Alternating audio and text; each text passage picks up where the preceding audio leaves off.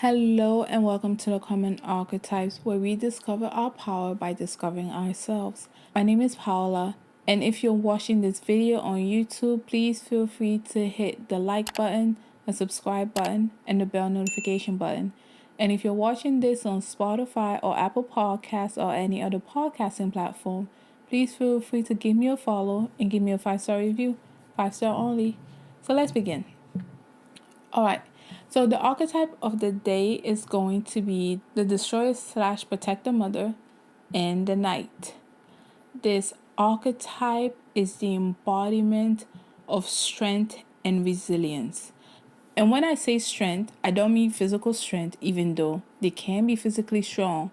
What I'm talking about is their will. They have a will made of steel. They are an unmovable mountain. You are not moving them. You are not shaking them.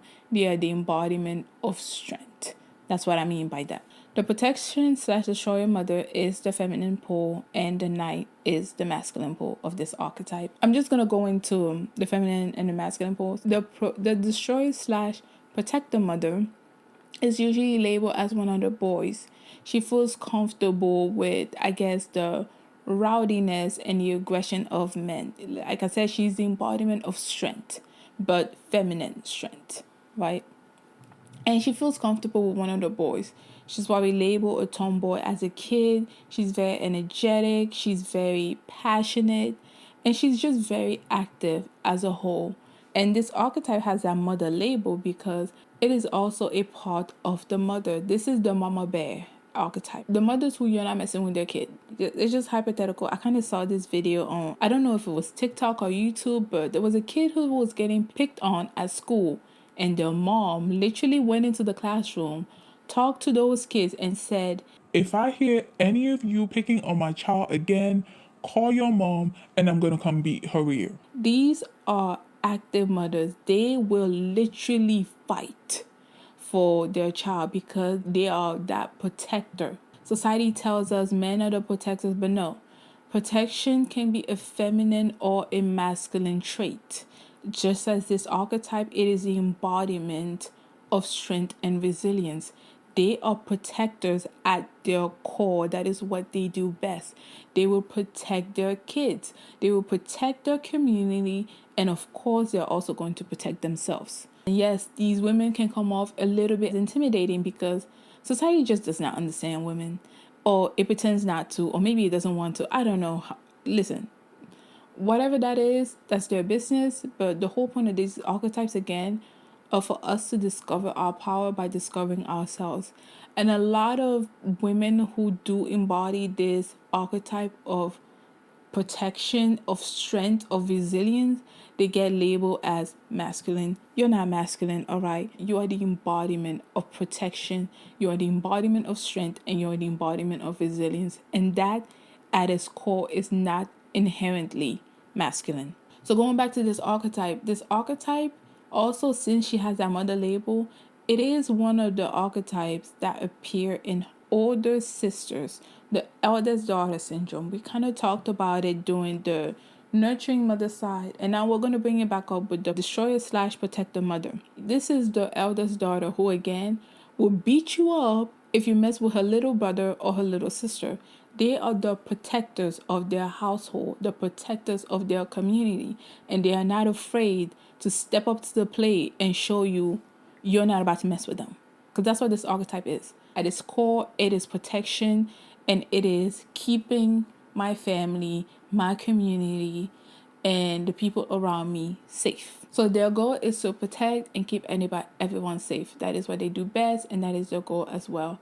And an unfortunate thing with this particular archetype, again, the feminine component of this archetype of strength and resilience, is she tends to be labeled as the rebel. And I'm going to go into details about that when I talk about the movie example. But she tends to be labeled as the rebel because she's the embodiment of protection. And when she sees injustices, she's going to stand up. She's the protector of women. She's the protector of girls. She's the protector of her community and her family. So when she does see injustices, she will stand up. And, the powers that be, the king and the queen archetype, power and control, they don't like it when you stand up. And especially when most societies have deemed women to be weak and just sit back and relax and not stand up to their rights. They don't like to be challenged. So this archetype actually tends to be labeled as a rebel, but at her core, she is a protector and she is a knight. That is her goal. That is her duty. That is what motivates her. She is comfortable in competition. This is the athlete that meets that goal with flying colors, because this archetype is also very strength based. And even though the strength is a strong will, it also translates to physical strength. This is the star athlete. This is the personal trainer. I guess I'm just going to go into careers that embody this archetype. These are the athletes. These are the personal trainers. These are people who encourage you and push you out of your comfort zone. This archetype is very comfortable with pushing people out of their comfort zone. This is actually why they're really good mothers. Its archetype as a mom will be labeled the tiger mom. And I'm pretty sure we all know that expression. This is a mother that keeps pushing her kid out of their comfort zone, pushing their kid to do this, do that, and be the best at it. And that push can be very motivational, all right? That push is necessary because if anybody, I'm pretty sure, I hope you have, okay? But if you have ever accomplished something that you never thought you could do, you thought it was impossible, but then you did it, that high is really unlike any other. And people who embody this archetype, when they are mothers, they will push their kids to try their best. They will push their kids to be uncomfortable. They will make them know you are capable of doing this. That in turn forms resilience and a self-dependency in a child, which I think we all need. So these women are actually fantastic mothers. However, like we mentioned before, the cons are the pros unchecked, right?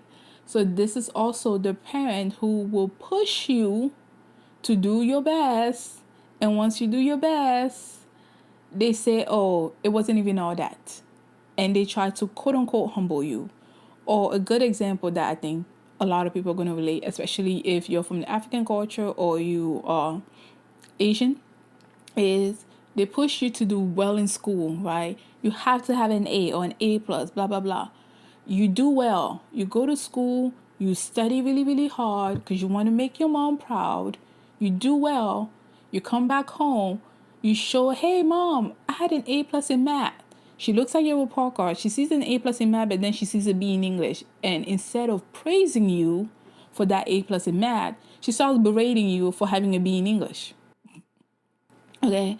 And this archetype, like I said, is very comfortable with competition. So they will actually push their child to be able to compete and to know that they are the best. But at the same time, unchecked, this is also the archetype that will compete with their child. It is very unfortunate if you had to go through this. I cannot imagine at all, but that can be very detrimental.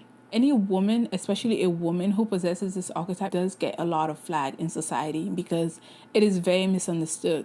You are the protector. Even though you're a woman, you are a protector. You are the embodiment of strength and you are the embodiment of resilience. All right? You pushing your kids out of their comfort zone, it is a good thing. It will foster resilience and it will foster self-dependency. They will feel at the top of the world like they have won. But the one thing you need to kind of pull back a little bit on, I am in no position of giving you parenting advice. However, just like in a nurturing mother who tries to make everybody else feel special by giving everyone participation trophies, which negates her message, because if everyone has a participation trophy, nobody feels special. For you, I would just tell you, since you're comfortable with competition and you really don't mind like the hierarchy level, just praise your child when they do good. Okay? And if you don't belong to this archetype, you might be listening to this and be like, what? But this archetype is not very into that feelings-ish. All right? It is a very go-getter archetype. It's a very result-driven archetype. You need to show me where you rank. So I get it. You're not into your feelings. You might not even talk about your feelings a lot, which is fine. All right. However, when you do push your kids and you do motivate them, out of their comfort zone. You do push them to try their best. The one thing I would just advise anyone who does possess this archetype is praise your kid. Say they did a good job. Reassure them that it was a wonderful thing that they did. Praise them. Give them a muffin. I don't care. Do something. Do not go into berating the child. Do not go into trying to humble the child, because life is humbling enough. All right? Life is humbling enough. If they are the star athlete, praise the fact that they are the star athlete. If they got an A after working really, really hard, praise the fact that they got an A after working really, really hard. Give them a time for celebration. And you can give them a day or a week before you push them into something else. That's completely fine. But especially if you do have this archetype, I do want to note that give that time for celebration. Give that time for words of affirmation. Because if you go back to the most childlike archetype, which is the innocent and the charmer, their love language is words of affirmation and quality time. I don't even know if I don't remember if I put quality time. I said quality time, but I might have written it. But their love language is words of affirmation and quality time. Children really like words of affirmation. They really feed off of that. Most of the kids who have a mother who tends to identify more with the protector / destroyer mother, she's not all in her feelings, okay? She's very practical. She's very, you gotta do this, you gotta do that. And she might even be, quote unquote, a tiger mom. It's all right. It's okay. Your parenting style is different than the other ones. No need to judge. However, I would just say praise your kid, because at their core, they really want you to be proud of them. They really want to hear those words of affirmation from you. And they are willing to put in the work. So when they do put in the work, it's okay for you to praise them. All right. Even though it's something you may not necessarily be comfortable with, there's some women who are not, and some women who are more comfortable with. Like I said, depending on where this lands in your top 3, you might not really be comfortable with it. Again, which is fine. But just praise the child when they do meet the goal that you have set for them. That's all they want. So the masculine pole of this archetype, it's the knight, right? Like the protector, destroyer mother, this is the person. It doesn't necessarily have to be a father.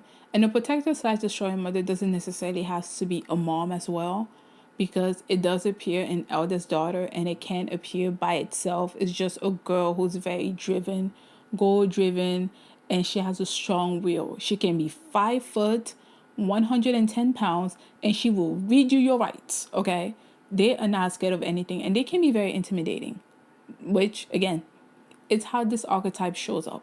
Your strength and your resilience. No, that's fine. The knight, the same thing. This is the star athlete. The people who they just accomplish that goal. They're strong, steadfast. Like I said, they're an unmovable mountain. You are not shaking them. Just like the knight, they are literally a shield. Like I said, they're very encouraging, especially to their brothers. No, the term brotherhood or like big bro, this is very knight-like energy, who will take you under their wing, and they will push you to your limits. But that push, again, is to reassure you that you can do this.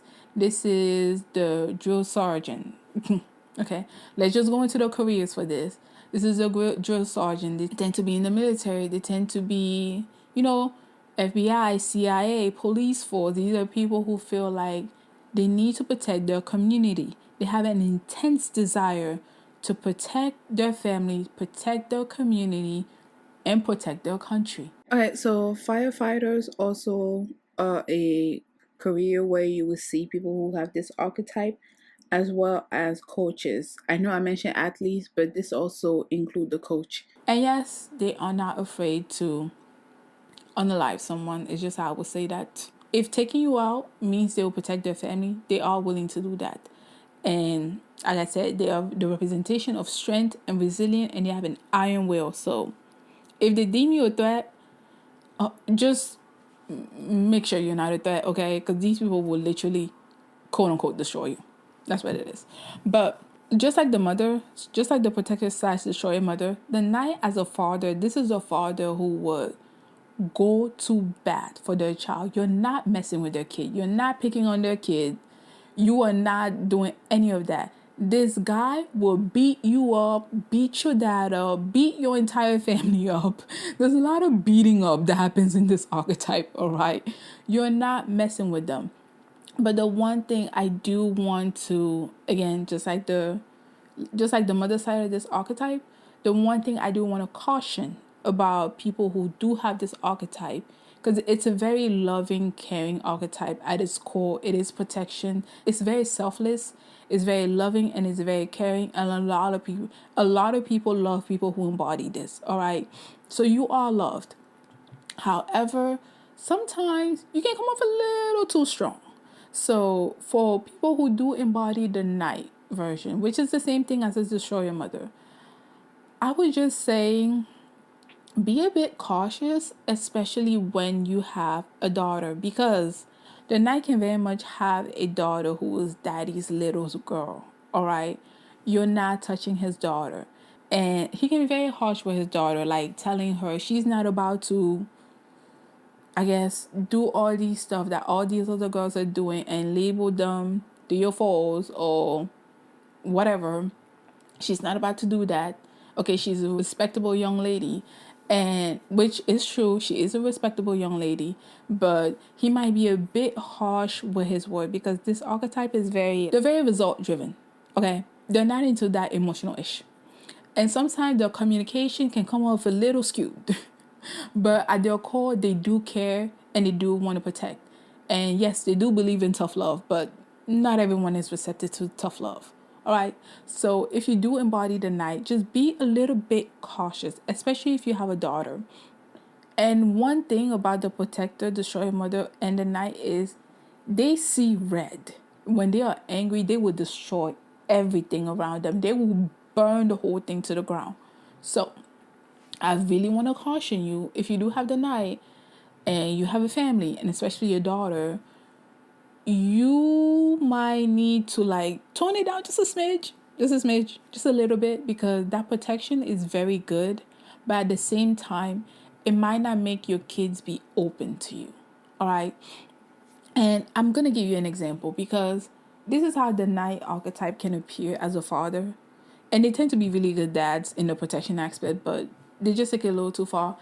This would be a father who maybe says like, he reassures his daughter. He's there to help her, he's there to guide her, and he's the protector. If anyone messes with her, she should come to him and he's going to beat them up, and he might even say, I will unalive this person. At its core, it's a good message. At its core, it shows you're a supportive rock. I know that's what you're trying to say. However, kids are very intuitive, but again, they don't know everything. So if a child hears you are going to unalive a person on their behalf, they will not come to you with some stuff because they don't want that person to be unalived. They have seen you at work. They know you're capable of unaliving someone, all right? And if something does happen in school where they do get picked on, or knock on wood, oh my gosh, I did not wish this, but they do get touched inappropriately, as in a case of young girls, your daughter might not actually come to you and open up and say this has happened to me, because she's scared that you will go out there and unalive that man or that woman or do something. They might not trust you. So, again, if you have this archetype, reassure your kids. Say you're going to be there for them. Say you're going to protect them. Say you're going to guide them. They can trust you with anything. Just don't put the unaliving. That's all I'm going to say, okay? Like, remove that from your vocabulary as much as you can so that they can trust you. And so if you do have kids, obviously, be yourself, but also soften up just a little bit. And this is what I would say for men who possess a knight archetype. They can really benefit from the charmer archetype. The charmer is laid back, he's chill, he's a good communicator, and kids really do trust the charmer. I mean, he's also like a childish archetype, which is why kids trust him. And the knight can also benefit from the hermit. Hermit is very cool, laid back, and observant. He's not very active, but he will be able to pick up on some cues. And those two archetypes will kind of like mellow you out a little bit, because like I said, it's give and take. Because it's give and take. And your pros can easily turn con when they just go unchecked. So for you specifically, that is what I would suggest. But still, be yourself, be that rock for your family, and do what you think you must do. I kind of already touched on this because, again, I don't write my scripts, so they kind of get jumbled. I've already talked about the careers, what you see both of these archetypes in. Like I said, military, FBI, CIA, police officers, anyone who feels like they need to protect, personal trainers as well, okay? Personal trainers, athletes, anyone who feels like they have an immense sense of protection, they're resilient, they will have this archetype, and that is a career field you would tend to see them in. And just like in those career fields, that protection aspect, that resilience aspect, that strength can easily become a con. And the career that has the most partners who are involved in DV cases, they tend to be police officers. Because this archetype at its core, a lot of people love it. Like, a lot of people love that you are willing to literally sacrifice yourself for their benefit, right? Or who's not gonna like that? A lot of people love that you are willing to stand up when they're weak. A lot of people love that you are a shoulder to lean on. You're an unmovable rock. You're steady and you're constant. That is love. That is admired on both poles of the archetype. However, unchecked, they see red. Unchecked, that protection that you're supposed to give to your family, to your community, to your country, that can easily be turned back against them. I don't want to highlight that part because at its core, this archetype is very selfless. And most of the selfless archetype, they develop wisdom from experience, which is clear sentient. So this archetype can be clear sentient. However, if you are pushed to a level where you just see red and you want to destroy everything, in that destruction, you might actually hurt the people you want to protect the most. So that is just one thing to note. Please skip to whatever number I have down here because I will be going into trigger warning territory. I'm going to be talking about war, which is unfortunate, okay? Because this archetype does belong to people who are, they are the protectors of community and of country. And unfortunately, war is a part of it. So I'm going to talk about that. If that triggers you, completely understandable. I'm not very comfortable talking about it, but I'm trying to do this justice. So just look at the timestamp and come back. All right. So if you're here, let's go on this ride together. Okay. So, like I said before, this archetype can be clear sentient. All right.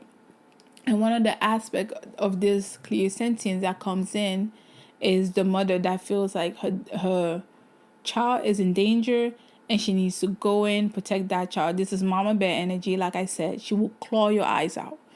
And in terms of, conflicts between countries or war, this can also come in as the mercy unaliving.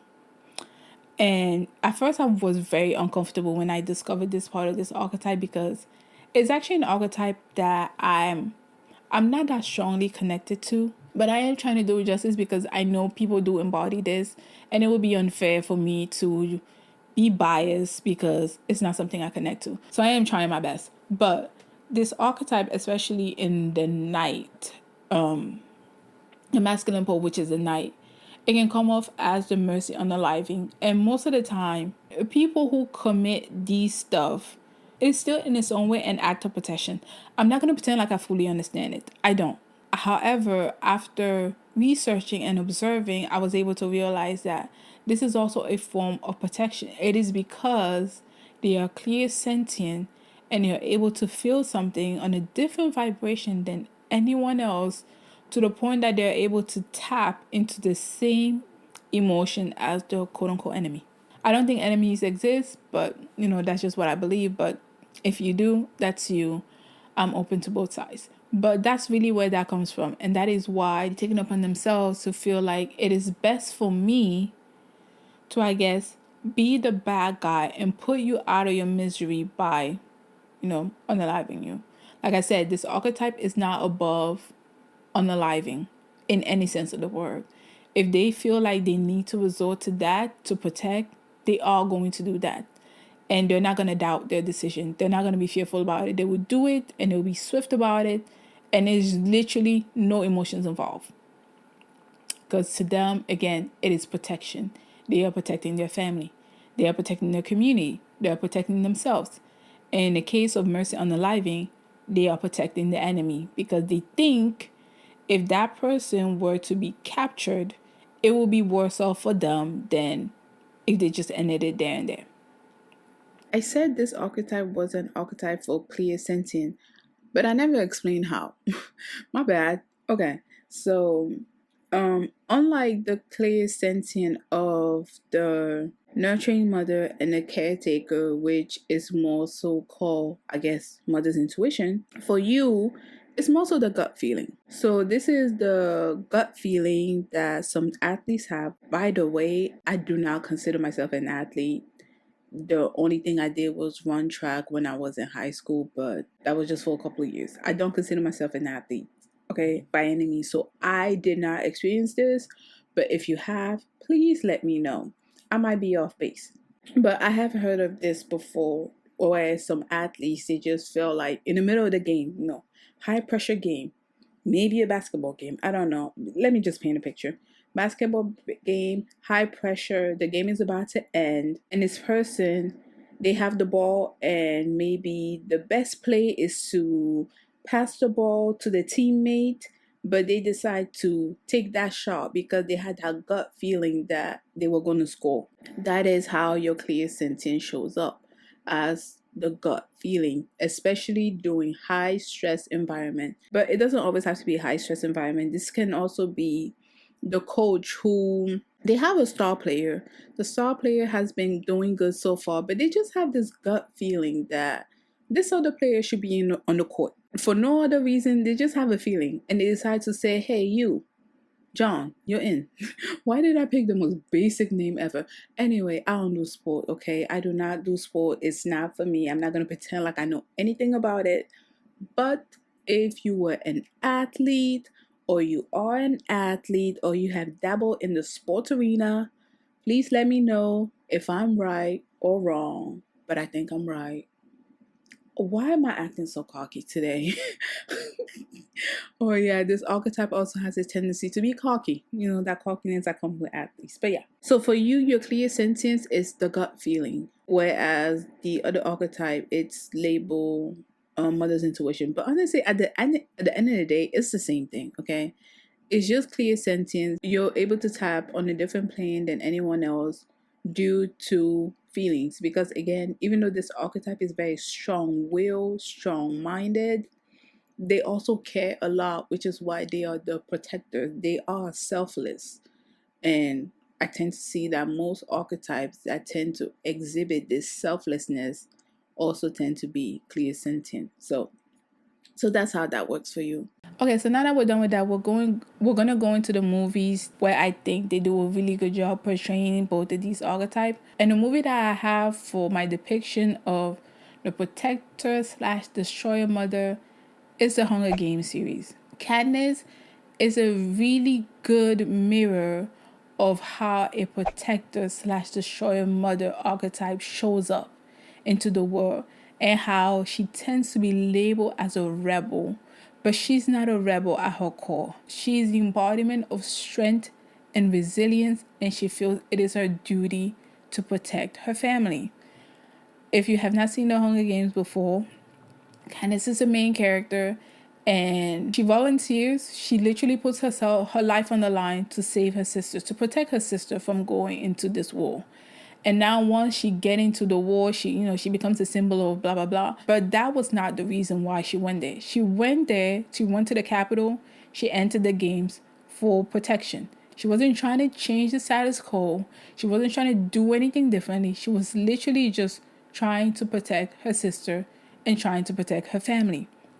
And she's also a good case study of eldest daughter syndrome that shows up as the protector slash destroyer mother. Again, if you go back to the first movie and you see how she is She volunteers and she has to go away. She has a conversation with her mom where she says, I'm not going to be here anymore. You need to step up.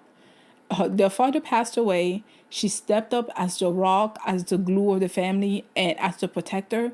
And now that she wasn't there, she had to tell her own mother. She was literally mothering her mother on telling her how she should raise her sister. Because, again, the main goal of people who embody this archetype is protection. They just want to protect their family, protect their loved ones, or protect the country. And Katniss is a really good example of that. And she's also a really good example of how this archetype tends to be labeled as a rebel when she's not a rebel. She's not a rebel at all. She just wants to protect her family. But she gets misunderstood a lot. Her strength, which can be physical, and her strong people will use her. People will use her for that, but she really doesn't care as long as she's protecting the people she should be protecting, which is, yeah. So I really feel like The Hunger Games is a really good case study. Go back and watch it. That's what I would suggest. Oh my gosh. I don't know why I did not think of this movie when I was recording, but the movie Taken is a really good depiction of the knight in action that's supporting and protecting father who is literally going to travel across the world to make sure he's getting his daughter back and getting down to business. So, movie Taken, really good example of the knight in action. Like, I don't know why I didn't think about it. I love this movie, and a lot of people love this movie, and it really shows how much people do revere this archetype, and they really do like it. I don't know what I was on when I gave the movie recommendation, but I did y'all a disservice. My goodness. Movie recommendation. This one was so easy, but I don't know why I didn't come up with it. Marvel movies. That's superhero stuff. That's basically this archetype in a nutshell. Feeling the need to protect the galaxy, protect the world, protect the country. That is literally Marvel, DC Comics 101. These are your superheroes, that iron will, they're so unshakable. They have to accomplish this goal of protection. Again, another example for my anime watchers out there. Basically, any shonen show is this in a nutshell. Especially if there's a tournament season. Yeah, so Dragon Ball Z, even the sports anime will fall under this category. It is this archetype of trying to be the best. They're the star athletes. So being the best at your craft, at your job. There's also the part where they motivate their teammates. So also all of that. And another very popular movie, again, don't know how I messed this one up, Star Wars. My gosh, what was I on? Star Wars is a really good movie to represent this knight and this protection mother archetype. Again, protecting the galaxy, all that stuff. Granted, Star Wars is also very techy, very scientific, which is part of the sage. So it's really a mixture of the sage and the knight, but it's also a really good representation of the knight archetype in a movie. I don't know how I messed this up, guys, but here you go. I hope this can help. All right, bye. So the love language for this archetype is acts of service. This is a really big acts of service archetype. And sometimes quality time, but quality time like you're working out together, you're going on a hike together, that type of thing, okay? This is a very active archetype, all right? So the main love language is acts of service. They're going to go out and beat that person up for you. And quality time, such as, you're participating in this competition together, you're participating in this thing together, any competition where they're going to win and be the best. And they excel at that. All right. So, yes, please let me know what you thought in the comment section below. I did struggle a lot. I did struggle a lot doing this video, but I think I did this archetype justice. So please let me know what you thought in the comment section below. And if you do identify with this archetype of the protector / destroyer mother or the knight, if you feel like this is your representation where you really don't give 2 cents about that emotional ish, you're very to the point, very practical, this is what we got to do, you go out and you do it, and you aren't afraid to stand up to other people when you feel it's necessary, when you feel like injustices are happening. By the way, I don't know why they mentioned it, these are also the advocates, but again, The advocacy is protection. It's not advocacy to like burn everything down with society. That's the rebel. The people who embody this archetype, most of the time when they advocate for other people, when they advocate, it is one, for other people, not even for themselves. And two, it is to protect. Protecting women's rights, protecting, yeah. So that's what this main thing is. And they get conflated with the rebel, but it's really different. And it shows up different because at their core, they're very caring. At their core, they're very loving. At their core, they feel like they need to protect because they do love their family. They do love their community. And they are clear sentient because they love deeply. And they feel like it is their duty to be that rock, to preserve whatever is happening. So that's how that happens. So please let me know, do you identify with this archetype? Did I do it justice? Because I did kind of struggle a little bit. And yes, so that is it for this video, and I'll see you next week. Bye.